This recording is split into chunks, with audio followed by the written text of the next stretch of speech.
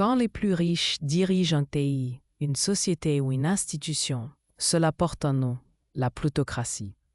Bienvenue sur votre chaîne Intelligence verbale. Aujourd'hui, découvrons le mot plutocratie, un terme souvent utilisé en politique, en économie et dans les débats sur les inégalités.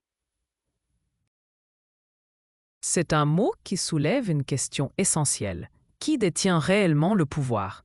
Nous entendons souvent parler de démocratie, où le pouvoir appartient au peuple. Le mot plutocratie vient du grec ancien. Plutos signifie richesse, kratos signifie pouvoir ou autorité. La plutocratie désigne donc littéralement le gouvernement des riches. Par extension, ce terme décrit un système dans lequel la richesse donne un accès privilégié au pouvoir politique, économique ou social. Voici 3 synonymes. Gouvernement des riches, c'est l'équivalent le plus direct. Oligarchie désigne le pouvoir exercé par un petit groupe de personnes privilégiées. Aristocratie financière met l'accent sur l'influence des grandes fortunes. Son antonyme direct est démocratie. La démocratie repose sur le principe selon lequel le pouvoir appartient à l'ensemble des citoyens.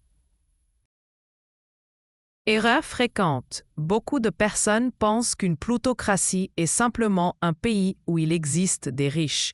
C'est faux. La présence de grandes fortunes ne suffit pas à parler de plutocratie.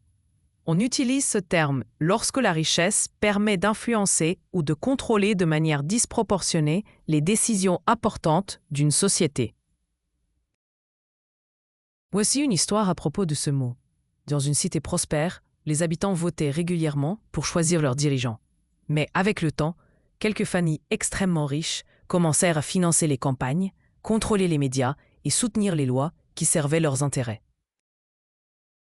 Peu à peu, les citoyens ont l'impression que leur vote comptait moins que l'argent des grandes fortunes. Un professeur déclara alors « Nous avons encore des élections, mais nous nous rapprochons dangereusement d'une plutocratie. » Retenez bien, pour retenir plutocratie, pense à « plus tu es riche, plus tu commandes ». Le début « pluto » évoque la richesse. Donc, plutocratie égale pouvoir exercé principalement par les riches. Dites-moi, selon vous, l'argent donne-t-il aujourd'hui trop d'influence dans les décisions politiques ou économiques? Peut-on réellement garantir l'égalité entre les citoyens lorsque certains possèdent des fortunes immenses? Le mot plutocratie nous invite à réfléchir aux liens parfois complexes entre richesse et pouvoir.